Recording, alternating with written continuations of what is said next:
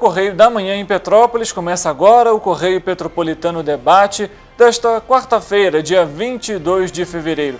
Hoje daremos destaque à economia de Petrópolis. Vamos conversar com o economista e empresário Gastão Reis sobre esse tema. Como que está a economia da cidade após as tragédias do ano passado e o período mais crítico da pandemia. Além disso, você vai acompanhar que em Paraíba do Sul a Prefeitura tem emitido alertas por conta de acidentes com animais peçonhentos, principalmente serpentes. Nesse período do ano é comum que os animais apareçam em residências e varandas por conta do calor. Nessa quarta-feira, o pagamento do Bolsa Família vai ser retomado pela Caixa Econômica Federal. Recebem os beneficiários com o número de inscrição social UNIS de final 6. E a Defesa Civil Nacional apontou 14 mil pontos de alto risco de desastres no país, em que 4 milhões de pessoas vivem nessas residências. Notícia e informação com análise na retomada econômica da cidade imperial. Eu sou Richard Stolzenburg e esse é o Correio Petropolitano Debate.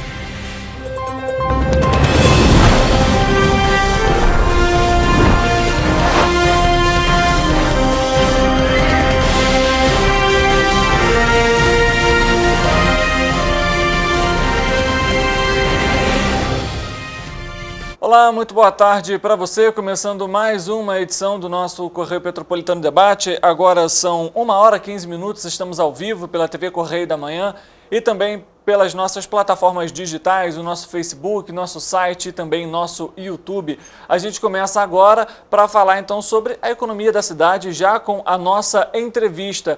Aqui com a gente, presente no nosso estúdio, temos Gastão Reis, ele que é empresário, economista, já escreveu vários livros sobre o tema e vai trazer então um pouco sobre esse panorama hoje para a gente. Boa tarde, Gastão, seja bem-vindo ao programa. É um prazer estar aqui. Eu queria, em primeiro lugar, agradecer pelo convite e vamos em frente, então, falando um pouco sobre a economia de Petrópolis, né?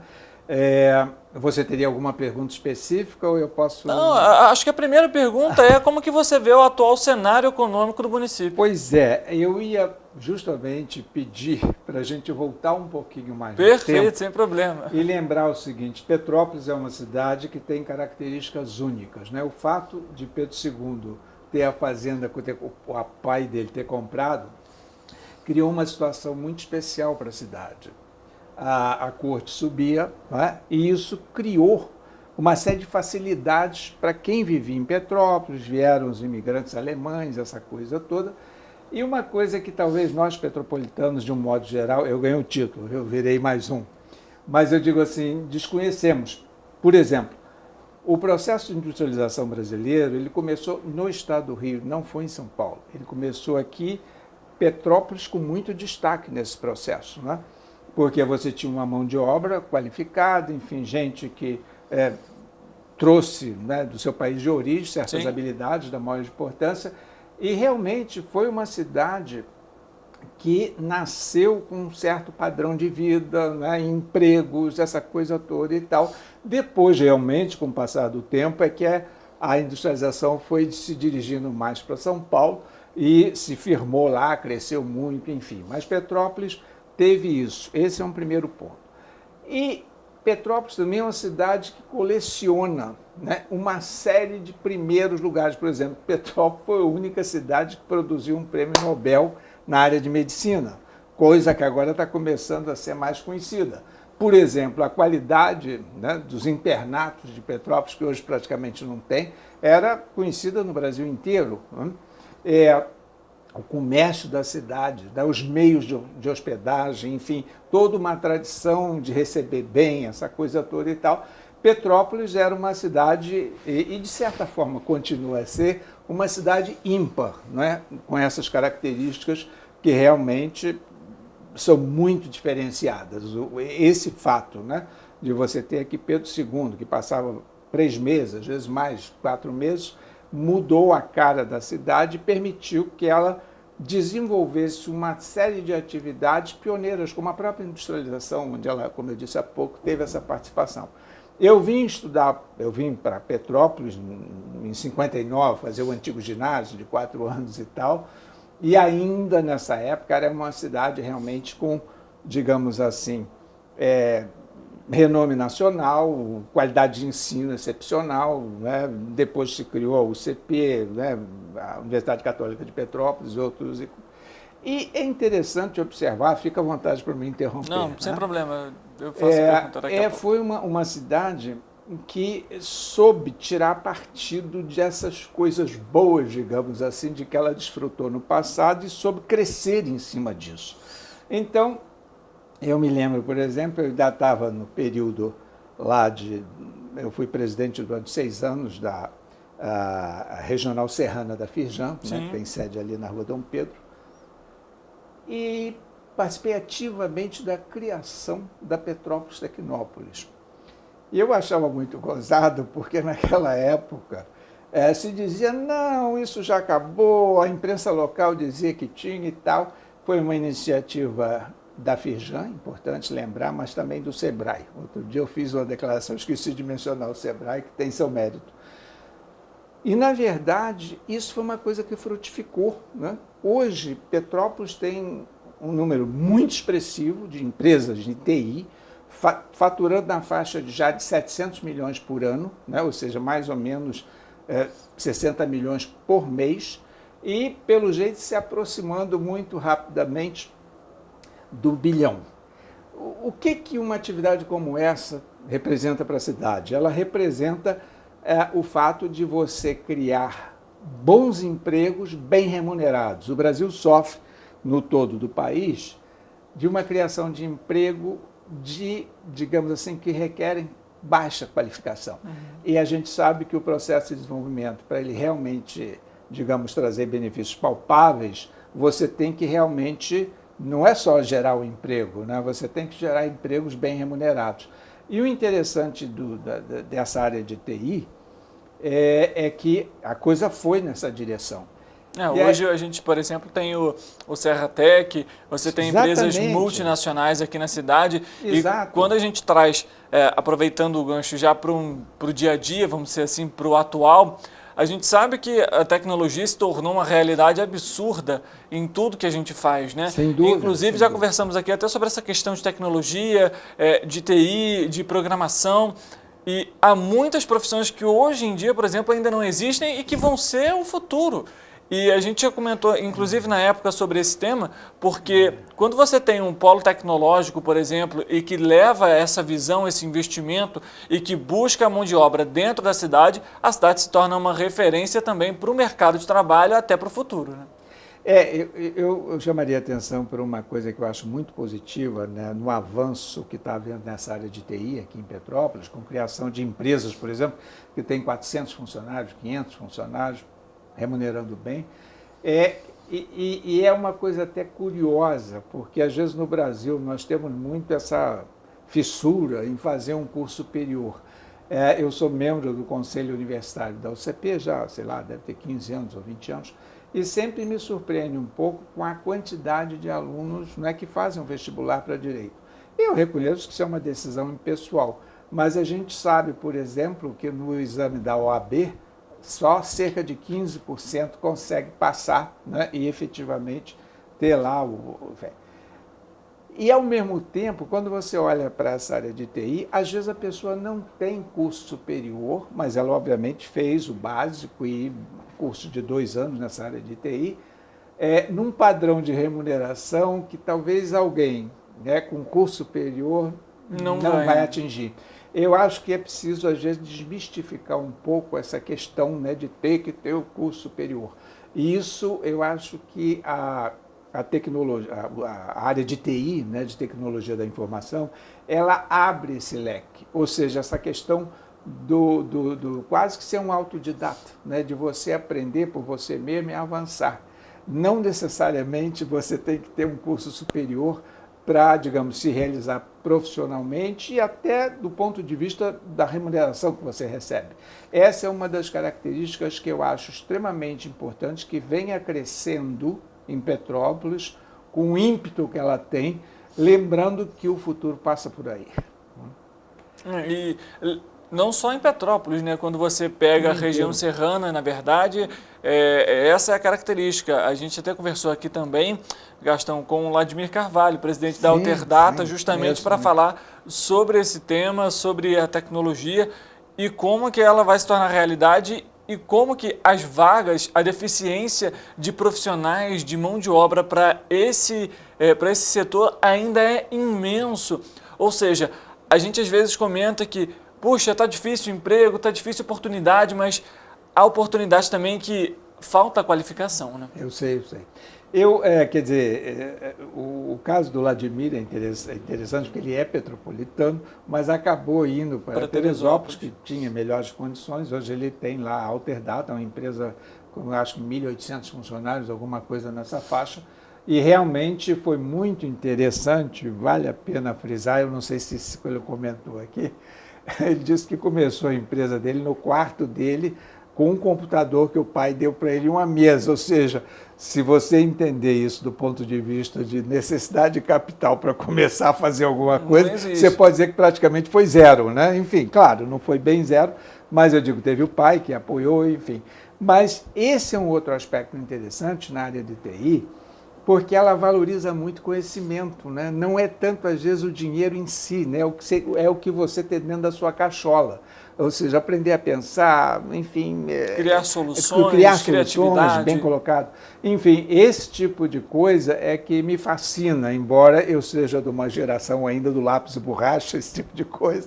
Mas, é claro, eu acho até muito curioso, no dia de hoje, às vezes o neto ensinando o avô, né? Como é que mexe no celular. No passado era sempre o avô que ensinava alguma coisa ao neto. Esse mundo deu uma cambalhota realmente.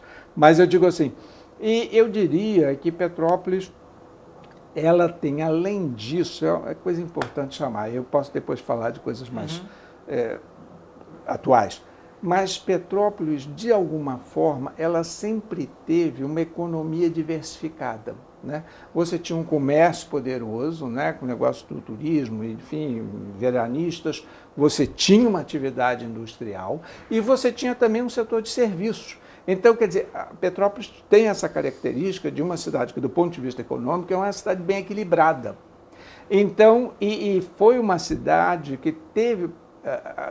Eu me lembro, ainda voltando ao que eu disse no início, quando a gente começou isso lá na Firjan, 20 anos atrás, fizemos um plano em que a Sebrae e a própria Firjan, enfim, fizeram um estudo das vocações regionais, né, das 8 regiões em que a Firjan dividiu o estado do Rio de Janeiro, e Petrópolis ficou com turismo e tecnologia. É algo que eu acho que a gente acertou na mosca, porque não tinha como se escapar do turismo, por razões óbvias, né? Ter um museu imperial é uma coisa única, não tem outra cidade que tenha algo parecido, né? E a parte de tecnologia, essa sim, ainda não era na época, estou me referindo a 15, 20 anos atrás, era uma coisa que estava engatinhando, que não ia para frente, não sei o quê. E eu participei muito ativamente das reuniões da então chamada Petrópolis Tecnópolis, e é uma coisa que me traz, digamos assim, um grande prazer pessoal em ver que a coisa frutificou, porque a nossa tradição no Brasil é dizer que a gente planeja muito e não realiza nada. E nesse caso, a coisa aconteceu. Né? E temos inclusive até o LNCC também. Exatamente, lembrou muito bem. Temos também o LNCC, não comentei antes, mas é outro também ponto importantíssimo que trata sobre tecnologia. Tem, né, como se fala, supercomputador? O chamado, não é Santos Dumont? Acho que tem um termo específico, mas você que está nos acompanhando conhece bem, tem uma referência enorme. Na verdade, é o computador de maior porte que existe na América Latina, esse é um ponto, né? Ele teve um problema que eu me lembro, se discutiu muito, que teria que ser usado basicamente por instituições públicas. Eu confesso que eu não sei se já foi resolvido esse problema, porque, dada a capacidade de processamento que ele tem demanda de empresas privadas e realmente, digamos assim, ele tem um custo elevado, mas se paga tranquilamente. De vez em quando no Brasil acontecem essas limitações legais, sem pé nem cabeça, mas elas, né, nos infernizam a vida, e realmente é algo que hoje está consolidado, formando gente, né, desenvolvendo. E uma coisa que não é comum, você até mencionou há pouco, que é o fato de que você sempre tem uma demanda por gente nessa área de TI, além, né, da oferta, né? Quer dizer, você tem que, isso é muito positivo, porque, digamos assim, nos diversos setores econômicos, isso não é, digamos assim, a coisa mais comum. Ou você tem um certo equilíbrio, às vezes tem, por exemplo, a área de direito, tem muito mais oferta do que demanda, esse tipo de coisa. Então, eu acho que Petrópolis tem essa vantagem de estar caminhando no sentido correto, né? Digamos assim, agora indo um pouco em direção, digamos assim, às nossas mazelas, os nossos, né?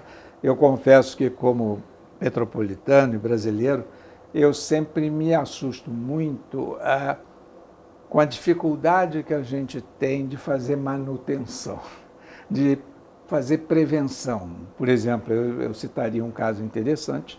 Aqui na avenida, quando você chega, tem um extravasor que há mais de 15 anos, né, estava no papel, para você passando ali pela Praça da Liberdade, a água perderia 30% da quantidade, seria desviada por ali.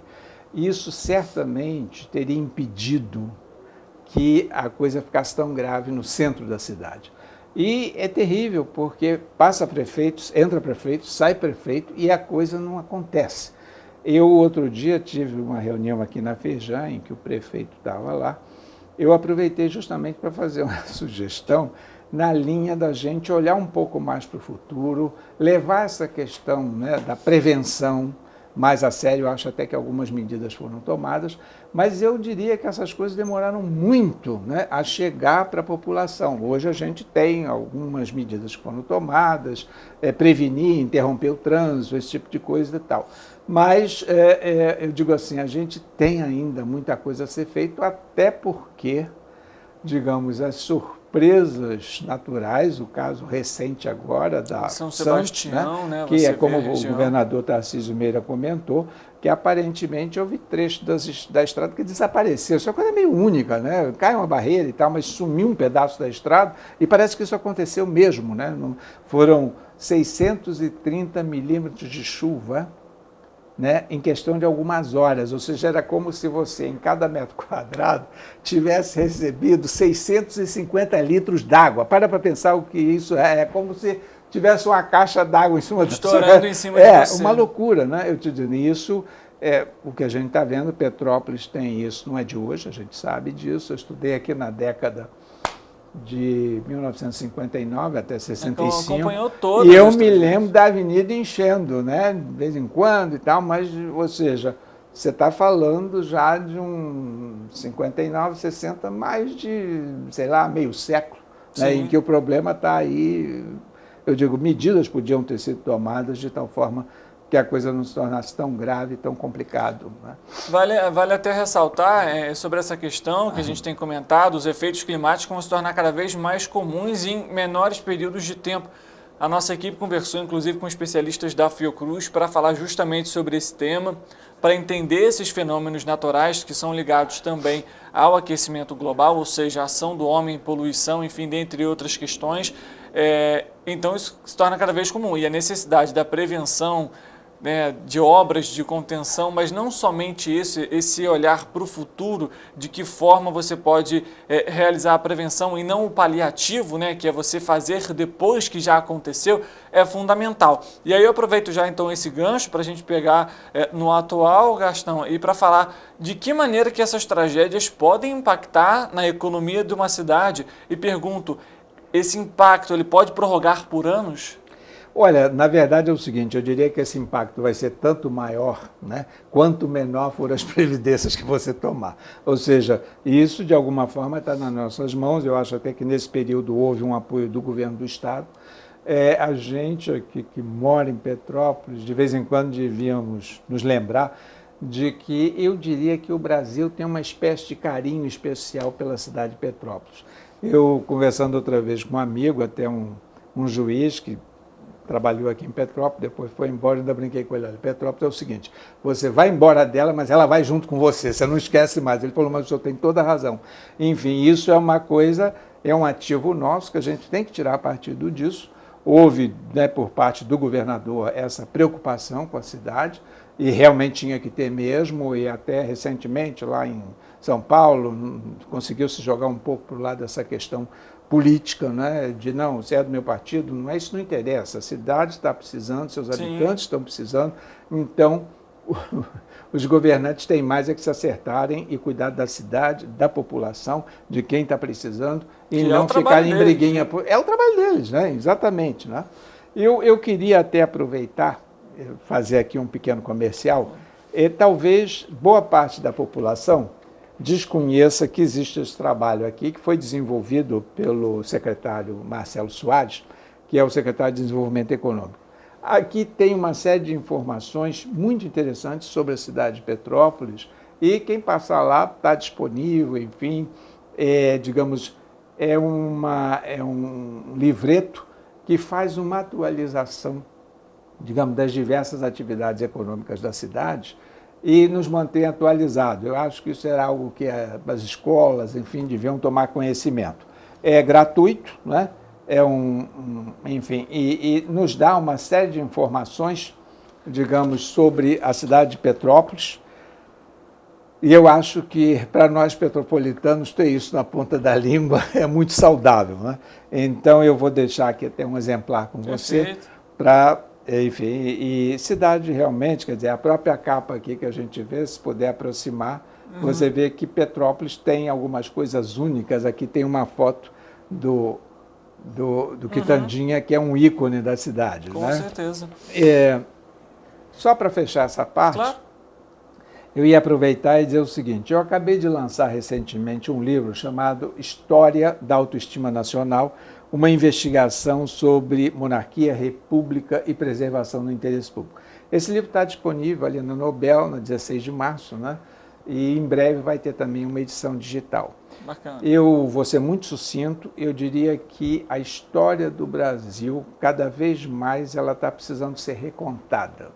No seguinte sentido, muito das narrativas contribuem para jogar nossa autoestima no tornozelo, justamente por desconhecer o histórico, o período colonial, o período do Império, enfim, onde muita coisa boa aconteceu.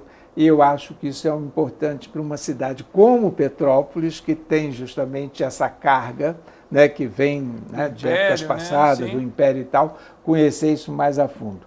Eu acho que esse é um livro, o autor é sempre suspeito, mas eu diria o seguinte, eu acho que eu escrevo bem, não porque eu estou dizendo isso, mas por todas as pessoas que têm oportunidade de ler esse livro ou os artigos que eu publico semanalmente, na Tribuna de Petrópolis, no Diário de Petrópolis, e também agora eu tenho uma coluna no jornal O Dia, todo sábado, olham para mim e dizem, não, você é um cara bom de ler, a gente gosta de ler e tal. Então, tá aí, eu queria passar isso para vocês, porque eu acho que isso aqui, em se tratando de Petrópolis, é algo que nos diz respeito e que a gente realmente tem que cultivar mesmo. Né? Petrópolis tem toda essa lembrança do Império, um museu imperial que vem sendo mantido, né, dos trinques, né? Isso é algo que não é comum, você às vezes visita outras cidades e tal, os museus estão longe de, digamos assim, de terem o cuidado, né, a organização que você encontra no Museu Imperial. Eu diria, se você me perguntasse, Richard, eu diria que eu vejo o futuro de Petrópolis a despeito de todas as enchentes, a despeito das dificuldades, enfim. Eu me lembro de um amigo que muita gente deve conhecer aqui em Petrópolis, Mariano da Almeida, ele faleceu já. Mas ele me disse uma frase que eu nunca mais esqueci, que era o seguinte, né? Civilização é dificuldade, ou seja... Sempre vão existir. É uma coisa interessante, porque justamente os povos que sofreram desafios, não é, mais sérios, mais difíceis, conseguiram ir além. Então, eu encaro essa questão que a cidade vive, as dificuldades que a cidade tem, as enchentes, essa coisa toda, como dificuldades que nós temos que superar. Mas eu diria que a gente tem que andar um pouquinho mais depressa nessas providências, né? Porque do jeito que a coisa está, qualquer chuvinha está todo mundo preocupado, que a avenida vai encher, que essa coisa toda e tal. E isso não pode continuar dessa maneira, né? Nós temos que organizar, eu sei que já foram tomadas algumas medidas, mas alguma coisa que a cidade se sinta mais segura quando ela estiver, né, sob chuvas e coisas desse tipo. Aproveitando já o gancho, Gastão, eu queria tocar em 2 pontos. Sim. O primeiro deles é como que você vê o orçamento da cidade hoje, a distribuição do orçamento da cidade, os empréstimos que foram realizados até justamente para a realização das obras, de que maneira isso pode impactar também o orçamento para os próximos anos. E um ponto que eu acho que é extremamente importante, que a gente vê a preocupação, acho que de toda a cidade, em relação à Rua Teresa. É um dos maiores polos do estado, a céu aberto, e que não tem mais o movimento que tinha, o fluxo de pessoas que tinha. Como que você vê o cenário atual também da Rua Teresa? E pergunto, de alguma forma haveria solução para a região? Olha, eu diria em primeiro lugar que essa questão orçamentária, Petrópolis não chega a ser uma cidade bagunçada a ponto, por exemplo, de funcionário público ficar 2, 3 meses sem receber. E nesses muitos, eu vivi em Petrópolis, fui para o exterior, estudei 4 anos na Universidade da Pensilvânia, voltei e tal, estou há 20 anos morando em Itaipava. Eu não me lembro desse tipo de situação acontecendo. Isso significa que você é uma cidade que consegue arrecadar impostos, né? Consegue ter um bom sistema educacional, enfim, é uma cidade que consegue manejar o seu orçamento de uma maneira, digamos assim, dentro do razoável. Eu lembraria muito, eu sou um defensor firme do voto distrital puro, porque esse voto distrital puro obriga o vereador, ou estadual, ou federal, todo mês ir a seu distrito eleitoral prestar conta do que ele está fazendo. Infelizmente, o nosso sistema presidencialista leva com que o político só apareça a cada 4 anos, isso é profundamente lamentável, e o próprio eleitor se sente assim desarmado, porque ele não tem nem o voto digital e a possibilidade de revogar mandatos, que era trocar o seu representante, para fazer com que a coisa funcionasse melhor ainda, né? Acompanhar mais de perto a questão orçamentária, essa coisa toda. Felipe Guedon sempre foi um defensor, né, fervoroso do orçamento participativo, que eu acho que realmente é isso. Mas eu acho também que você participar reflete o fato de você sentir que tem poder de decisão sobre aquilo ou não tem. Hoje, sem o voto distrital misto, sem a possibilidade de revogação de mandatos, o eleitor brasileiro é um eleitor desarmado e por isso mesmo se desinteressa por política, porque ele não sente que ele tem um instrumento para fazer valer a sua vontade. Isso é fundamental. Quanto à Rua Teresa, é uma coisa curiosa, porque ela teve o seu momento áureo, me lembro, sei lá, 15 anos atrás, eu morava no Rio de Janeiro, minha mulher vinha aqui e comprava exatamente a mesma peça de roupa, pela metade de preço que a gente pagaria lá no Rio de Janeiro, enfim. E, obviamente, as coisas em economia têm seus altos e baixos, têm seus ciclos e tal. E começou a surgir ali, na Baixada, né, centros que lembram, né, e, inclusive, gente da própria Rua Teresa passou a ter loja lá embaixo e aqui, enfim. Eu chamaria a atenção que, quando você quer resolver um problema, você tem que agir em conjunto. A Rua Teresa, hoje, eu não sei exatamente, mas ela chegou a ter algo em torno de 1.000 lojas. Organizaram uma associação de lojistas e aí vou ser muito honesto, uma certa decepção de minha parte, o número de adesões foi em torno de 100, 150 lojistas que acabavam contribuindo para fazer uma propaganda que os outros 850 se beneficiavam. Eu acho que esse espírito de comunidade, né, empresarial no caso, tem que ser vivificado. Você não pode simplesmente achar natural que 150 empresas contribuam como associação, né, da Rua Teresa e o resto se omite. Eu estou sendo muito sincero, mas eu acho que isso, para dar certo, para funcionar, o ideal seria que 70%, 80% estivesse ali contribuindo, e afinal de contas, não é nenhum dinheiro, era uma contribuição, eu não posso garantir que se não hoje fosse esse, mas é em torno de 30, 40, 50, não era nenhum absurdo, mas quando você está falando de 1.000 lojas, né, se todas contribuíssem, você teria um orçamento mensal expressivo, né, para fazer propaganda no Rio, para botá-la sempre, né, digamos assim, no rádio, na televisão e tal. Agora, se você tem uma força né, que devia ser 100%, ela é só 15% do que ela poderia ser, realmente eu acho que esse foi um fator, por exemplo, que prejudicou muito a Rua Teresa. Falta de espírito ali de comunidade empresarial, no sentido de ter realmente, entendeu, mais gente brigando, né, pela Rua Teresa, aí que qual minha mulher e tal, fomos lá muitas vezes.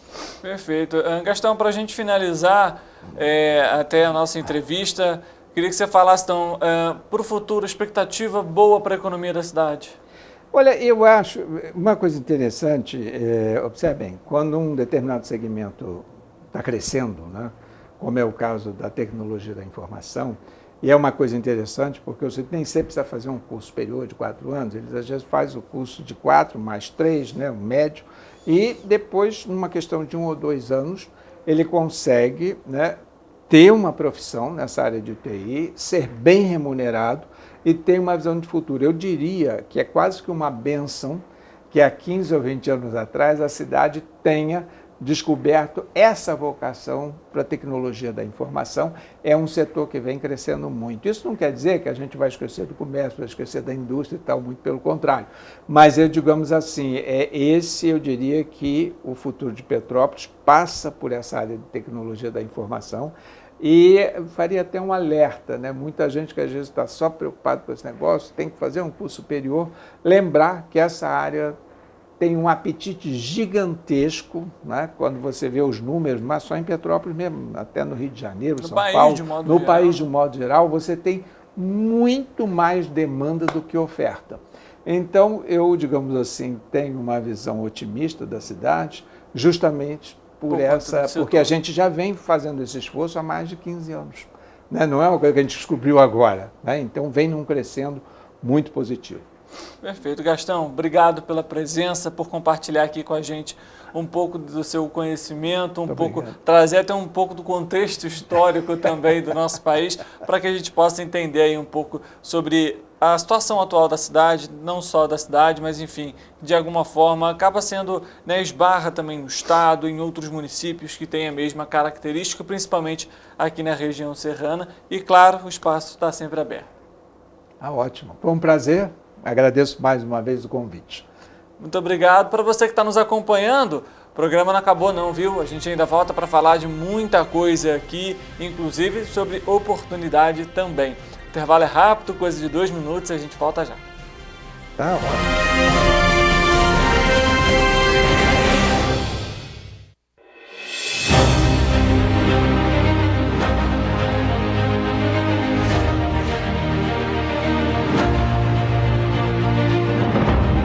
Jornalismo de direita. É jornalismo direito. Correio Petropolitano. Tudo que seu jornal não deveria ter deixado de ser. Todos os dias, em uma banca perto de você.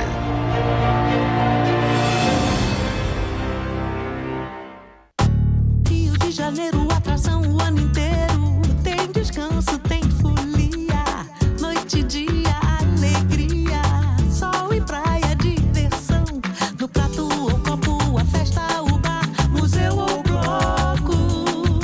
Show, cultura, história, gravado na memória e no seu coração. Rio de Janeiro, vem se apaixonar. Rio de Janeiro, vem se apaixonar. Cidades maravilhas, campo, mata, serra e trilha, em estado de emoção. Tem o Rio de Janeiro, que você já ama, e o Rio, que ainda vai conquistar você. Apaixone-se pelo Rio. Rio de Janeiro, vem se apaixonar. Rio de Janeiro, vem se apaixonar. Governo do Estado do Rio de Janeiro.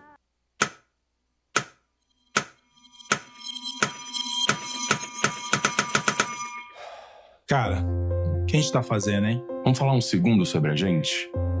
Sim, sobre violência contra a mulher, mas mais sobre a gente. Pensa nas mulheres que você conhece, nas mulheres próximas de você. Colegas de trabalho, vizinhas, amigas, as mulheres da tua família. Agora imagina que a cada 8 minutos, uma delas é estuprada.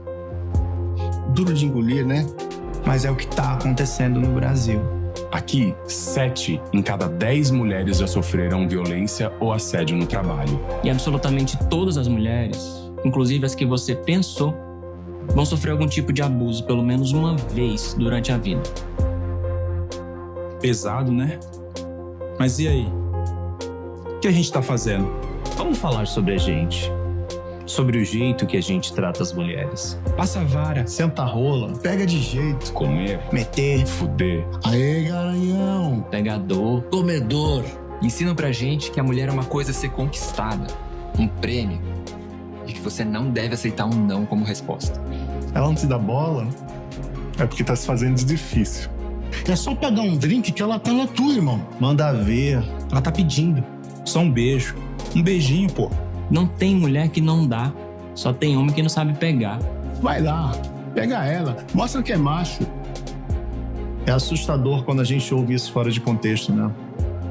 Agora imagina o quanto é assustador para elas. Quantas vezes você já ouviu alguém falar assim? Seja na escola, seja no trabalho, seja na balada, até na sua própria casa. Tá errado. Então, vamos falar sobre a gente? Porque a gente pode mudar essa realidade. Não tem que ser desse jeito. A violência contra a mulher não é um problema da mulher. É um problema nosso. É problema meu. É problema meu. É um problema meu. Meu. Meu. Meu. Meu. Meu. Meu. Meu. Meu. Meu. Meu. É um problema meu. A responsabilidade é nossa.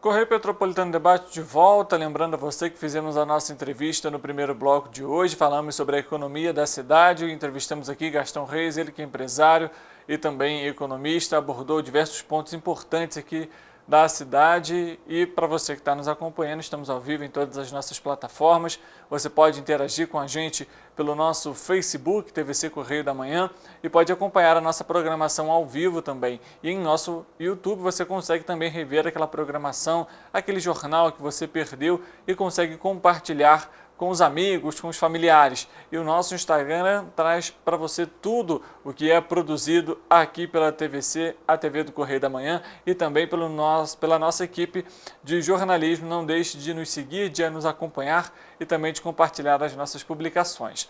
Nesse bloco a gente começa então abordando as ações no litoral de São Paulo, porque até o momento 26 corpos das 48 mortes já foram identificados e liberados para o sepultamento. Foram 47 mortes em São Sebastião e uma em Ubutuba. São 10 homens adultos, 9 mulheres adultas e 7 crianças. Todo o estado tem 1.730 desalojados e 766 desabrigados em decorrência das chuvas. A Marinha Brasileira enviou na manhã de hoje o maior navio da frota, o navio Aerodromo Multipropósito Atlântico, para funcionar como um hospital de campanha no litoral norte de São Paulo. A previsão é que a embarcação aporte na cidade de São Sebastião amanhã, quinta-feira, dia 23, e de acordo com a Marinha, o navio vai permitir reforçar o atendimento médico aos desabrigados e desafogar os hospitais da região, permitindo que eles priorizem os casos mais graves. No navio Atlântico estão 6 helicópteros, 3 embarcações de desembarque de viaturas e 2 lanchas. Mais de 1.000 militares vão estar envolvidos na ação, entre eles uma equipe de 28 profissionais de saúde. Além disso, no Rio de Janeiro, a Defesa Civil do Estado e o Corpo de Bombeiros do Estado do Rio de Janeiro monitoram as precipitações em todo o estado do Rio, porque atuam para prevenir e minimizar qualquer possível dano. Os bombeiros já atenderam cerca de 130 ocorrências relacionadas às chuvas nas últimas 24 horas em todo o território fluminense, incluindo 89 cortes de árvores, 29 salvamentos de pessoas presas ou ilhadas, 3 desabamentos e deslizamentos e 6 acionamentos de inundação e também alagamento. a gente lembra que neste momento é alto o risco geológico na Baixada Fluminense e também na região sul. Há alerta de deslizamento de terra em Duque de Caxias, Porto Real, na capital fluminense, além de Volta Redonda, Barra Mansa, Barra do Piraí, Resende, Quatis, Porto Real, Queimados e Japeri, que são pontos de atenção para risco de alagamentos e também inundações. Ainda falando a respeito da chuva, a gente lembra até, inclusive, que semana passada a gente acompanhou aquele momento trágico que ocorreu também aqui no Rio de Janeiro em relação aos deslizamentos, que ocasionou a morte de algumas pessoas. Então, a gente tem acompanhado aí, é importantíssimo você ficar atento também aos alertas que são enviados pela Defesa Civil do seu município. Lá em Engenho Pequeno, houve deslizamentos, foram confirmados óbitos por conta desses deslizamentos e toda essa região ainda continua muito sensível às chuvas que devem chegar ainda nessa quarta-feira. Além disso, o Brasil tem hoje mapeadas pela Defesa Civil Nacional aproximadamente 14 mil pontos de risco altíssimos de desastres e 4 milhões de pessoas morando nessas áreas. A informação é do Ministério de Integração e Desenvolvimento Regional.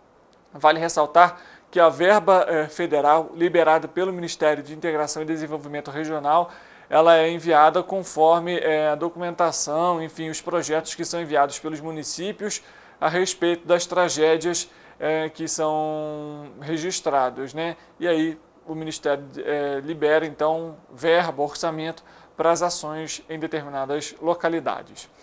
A gente muda de assunto e fala sobre pagamento, porque a Caixa Econômica Federal retoma hoje o pagamento, então, do Bolsa Família para os beneficiários com número de inscrição social, o NIS, de final 6. O pagamento seguiu até a última sexta-feira e teve uma pausa na segunda e na terça-feira por conta do Carnaval. A Caixa Econômica Federal paga nesta quarta-feira, dia 22, a parcela de fevereiro do Bolsa Família aos beneficiários com número de inscrição social NIS, final 6. De R$ 150 para famílias com crianças de até 6 anos ainda não começou. A previsão do Ministério do Desenvolvimento e Assistência Social, Família e Combate à Fome é que o valor extra só começará a ser pago em março, após o governo fazer um pente fino no Cadastro Único para Programas Sociais do Governo Federal, o CadÚnico, para eliminar fraudes. Ainda este mês, a pasta deve apresentar a proposta de um novo Bolsa Família, que terá o foco na integração com o Sistema Único da Assistência Social e na atualização do CadÚnico. Em janeiro, o governo pagou o benefício para 21,9 milhões de famílias. Neste mês, também haverá o pagamento do Auxílio Gás, que beneficia famílias cadastradas no CadÚnico. Como o benefício só é pago a cada 2 meses, o próximo pagamento acontece em abril. Só pode receber o Auxílio Gás quem está incluído no CadÚnico ou famílias com pelo menos um membro que more na mesma casa e receba o benefício de prestação continuada, o BPC. A lei que criou o programa definiu que a mulher responsável pela família terá preferência de receber o benefício, assim como mulheres vítimas de violência doméstica. O valor do Auxílio Gás equivale a 100% do custo médio de botijão de 13 quilos. Ainda nessa quarta-feira também foram reabertas as agências bancárias. O expediente começou um pouco mais tarde, começou por volta do meio-dia no horário local e o fechamento está previsto para o horário normal em cada município. Então, se você precisa, por um acaso, pagar algum boleto, hoje esse boleto já é válido, você já pode fazer esse pagamento nas agências bancárias. Os aplicativos continuam funcionando normalmente.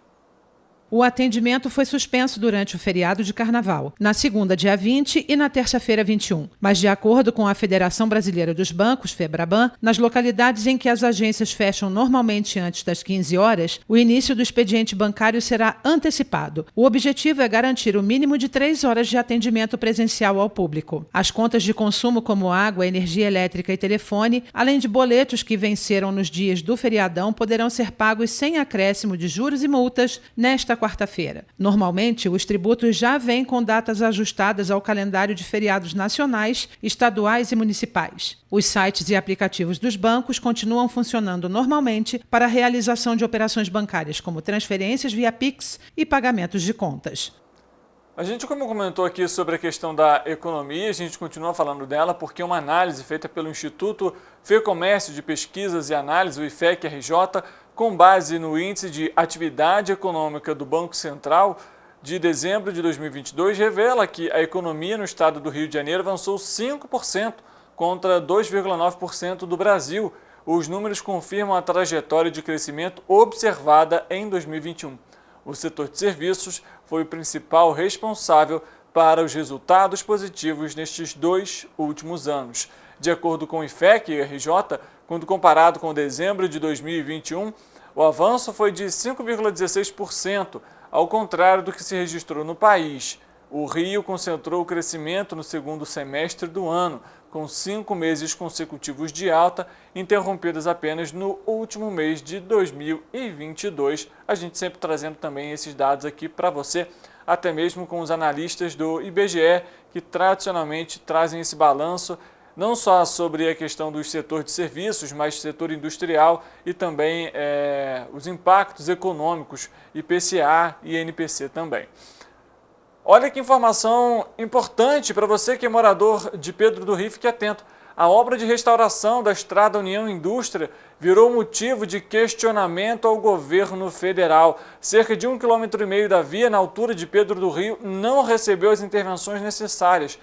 A estrada é uma das principais vias de ligação entre os distritos e o centro de Petrópolis, com um custo de R$ 43 milhões.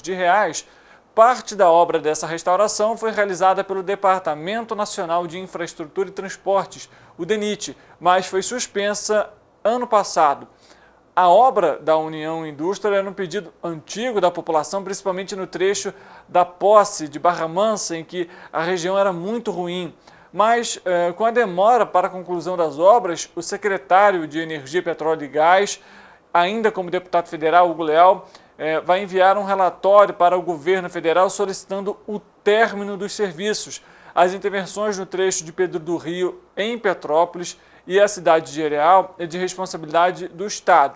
De acordo com o secretário, esse requerimento visa agilizar os trâmites para o término das intervenções. Ele fala com a gente então sobre esse trecho e você acompanha nesse momento. Léo, a gente sabe que as obras da União Indústria também eram um pedido já antigo da população, foram realizadas, no entanto, a gente vê que um trecho foi suspenso. Como que você recebeu essa mensagem e quais são os próximos passos que devem ser adotados? Olha, eu também fiquei muito surpreso, porque essa obra foi feita por uma empresa muito bem conceituada e a obra foi muito bem feita, por sinal. Aquele trecho que veio ali do Retiro até Itaipava. Aí o trecho, 1,5 km que vai até Pedro do Rio, que essa era a obrigação, não foi feito. Esse é o questionamento. E a gente perguntou se era questão orçamentária, na virada do ano, no ano passado, se deixou. Aí não recebi a resposta. Então, eu estou fazendo um requerimento agora também para ir lá ao DENIT. Realmente nós tivemos um problema, ainda temos um problema, que é a transição de governo, né, do governo passado para o governo atual. O trecho ali, o Ministério do Transporte, o DENIT ainda não tiveram a transição, ainda não estão com as pessoas efetivas. Isso, obviamente, deve ter influenciado nesse trabalho. Então, mas o meu papel aqui é cobrar das autoridades, da empresa que estava fazendo o processo licitatório. Ela falou assim: nós estamos esperando a liberação de novos pagamentos. Agora, não dá para fazer 99 e deixar aquele trecho ali de 1,5 km, que é muito importante, que tem muita circulação, sem a realização. De Pedro do Rio até Areal, essa é a responsabilidade do Estado. O Estado também está fazendo a parte dele. Até porque era um trecho tão grande, e 1,5 km, né, é algo tão pequeno que você faria uma semana, 2 semanas no máximo, levando assim um cálculo razoável. Exatamente. Eu imaginava que isso já deveria ter sido entregue. Eles não conseguiam entregar. O final do ano realmente foi um final do ano muito tumultuado. E eu digo, até o final do ano nós não tivemos problema de contingenciamento, de orçamento, nada. Não terminou, aí quando vira o ano, a empresa simplesmente suspendeu, porque estava aguardando novos empenhos, novas liquidações. E eu repito, infelizmente, nós estamos numa fase no Ministério do Transporte, principalmente no DENIT, ainda que não foram definidos os seus responsáveis. E aí eu estou cobrando, né, a gente vai fazer um requerimento, e logo após o carnaval eu quero fazer essa entrega pessoalmente e para poder perguntar. Não tem razão nenhuma de fazer toda a obra que foi feita, e uma obra até bem feita, e deixar esse trecho em aberto ali. Repito, porque a responsabilidade da União foi de fazer até Pedro do Rio, e de Pedro do Rio até Areal é a responsabilidade do governo do Estado. Perfeito. Mano, faz uma gentileza, bate um... Para você que está acompanhando aí, então, né, cerca de 1,5 km da Estrada União Indústria, né, que as obras foram realizadas desde aqui do Retiro, na verdade, até da Barão do Rio Branco, né, até Areal, né, foi dividido aí entre União e o governo do Estado, e tem esse trecho de 1,5 km, realmente, você que passa por dentro, né, por dentro que a gente quer dizer que quando você não vai pela BR, se você passa por dentro aqui, né, pegando os distritos, Itaipava, você consegue notar um trecho que realmente não foi feita essa obra ainda, e como o secretário comentou, são questões de nomeações, né, de você nomear os secretários, né, os ministros nesse caso, respectivos para cada pasta, e assim dar andamento aí nas licitações, na entrega da verba, para que esse trabalho seja concluído. A gente espera que seja, né, até porque é um trecho tão pequeno, 1,5 km, e que ajude muito a população, principalmente nesses locais, como a gente comentou, eram locais com trechos muito ruins e que constantemente eram alvos de acidentes, justamente porque os carros, veículos desviavam, né, para evitar ali pegar o buraco, e aí você às vezes avançava para a contramão. É importantíssimo então a conclusão dessas obras, até porque os pagamentos são realizados. Inclusive, a Concer, falando sobre movimento, a Concer, a concessionária que administra a BR-040, mantém expectativa alta e o grande fluxo na rodovia por conta da volta do carnaval. Inclusive, deve ter um aumento de fluxo de tráfego nessa quarta-feira de cinzas, e também o fluxo de veículos deve se manter intenso até o próximo fim de semana. Entre a última sexta-feira e ontem, terça-feira de carnaval, a concessionária prestou cerca de 600 atendimentos, a maioria em assistência a veículos que apresentaram algum tipo de pane relacionada à manutenção ou à idade de carros, ônibus e veículos de carga. Ao todo, 249 veículos precisaram ser removidos das pistas pela frota de reboque, da quase metade por falta, olha só, de combustível ou pane elétrica ou aquecimento. Em caso de chuva, o motorista, a gente lembra, deve reduzir a velocidade, redobrar a atenção e prudência. Na Serra de Petrópolis, há trechos com velocidade limitada a 50 km por hora. Inclusive, como nós estamos agora no período de tarde, há previsão de pancadas de chuva. Inclusive, a Defesa Civil, até atualizando essa informação para você, a Defesa Civil de Petrópolis já emitiu alerta sobre pancadas de chuva moderada a forte aqui para o município, para a parte da tarde, para a parte da noite. Então, se você vai utilizar a estrada, dirija com cautela, com atenção, para evitar possíveis acidentes no seu caminho. E como a gente viu ali, às vezes dá um pane elétrico, aquecimento, e como a gente sempre recomenda, verifique seu veículo antes de pegar a estrada, faça uma manutenção preventiva para você não ter nenhum problema em relação ao seu veículo durante a viagem. Assim, a gente termina o programa de hoje. Amanhã, nosso encontro marcado, 13h da tarde, ao vivo. E é claro, eu conto com a sua presença. Amanhã a gente se vê. Até lá!